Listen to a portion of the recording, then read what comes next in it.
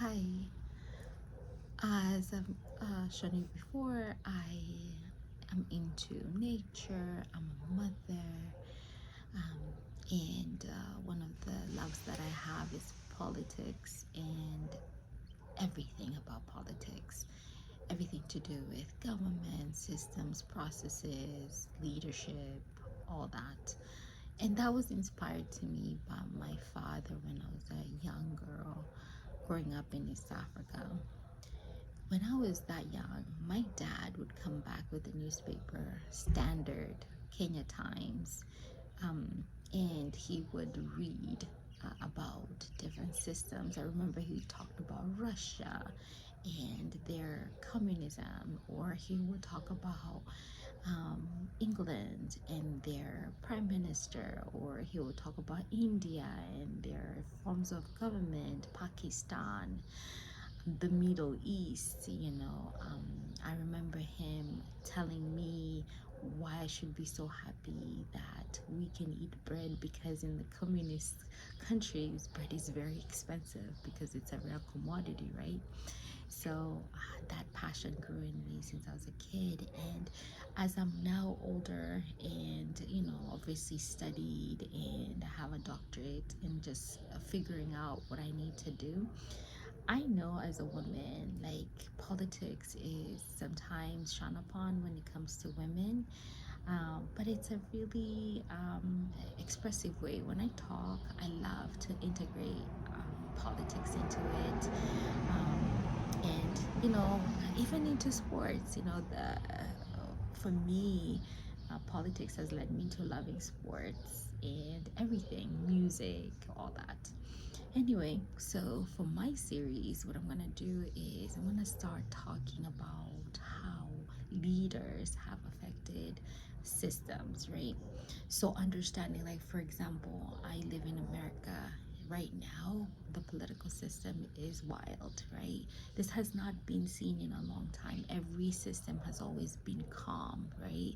But right now, because of leadership, the system is agitated in all sorts and forms, right? So it is important to learn how leadership can change the way um, the citizens view the world, or the citizens see things economically and such.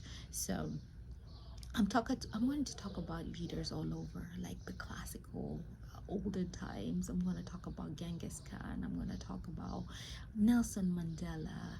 I'm going to talk about just President Moi, who, when I was growing up, was president. I'd like to know more about him, so I'm researching him.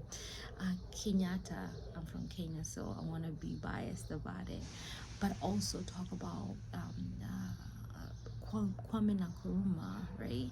I'm also going to talk about political leaders that never made it, but really inspired systems, right? They brought in maybe democracy through their struggles. So I want to look at that, right? I'm going to look around the world and see what political systems and their leaders and how that affected. I want to look in South America and see how that system has worked for them, right? In different countries that they have. I want to look at Asia. I want to look at Africa. I want to look at Americas. I want to look at Australia, just wanting to see how their system works. And I'm excited about this journey.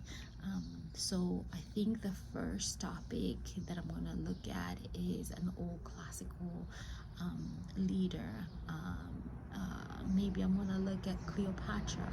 I want to look at one of those and kind of see how those systems worked and why they worked and why they were favorable at that time and why they were successful, right? So here we go, right? This is going to be so much fun. I am sitting in my front yard and I can't wait to just do my research and bring it out to you, right? And then we can all engage. I hope people are ready for this. It is more of looking at everything around and understanding systems, right? Government and leadership. We're looking from the perspective of leaders, right? Okay, so as we do this, we'll enjoy it, right? Okay, so we'll start the series. And again, thank you for just enjoying the day, morning with me.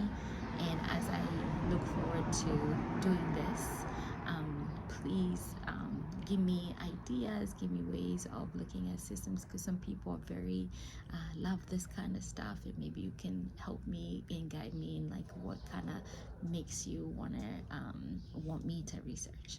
Okay, so I will speak to you next time. Let me go back to researching and I'll come back with something. Okay, so let's start.